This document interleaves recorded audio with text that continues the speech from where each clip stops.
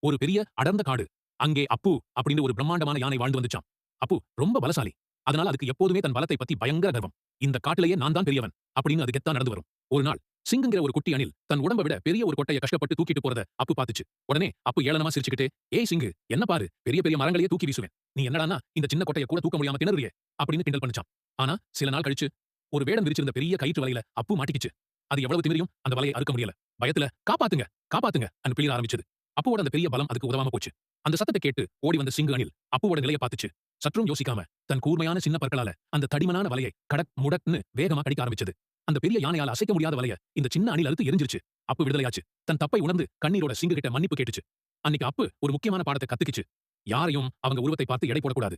சின்னவங்களா இருந்தாலும் அவங்களுக்கும் ஒரு தனித்திறமை இருக்கும். அன்னைக்கு இருந்து அப்புவும் சிங்குவும் இணைபிரியாத நண்பர்களா மாறிட்டாங்களாம். ஆனாலும் அப்புவுக்கும் சிங்குக்கும் உங்க மேல ஒரு கோவம் ஏன் தெரியுமா? நீங்க தான் குட்டி பாப்பா ஸ்டோரி சேனலை சப்ஸ்கிரைப் பண்ணலையே.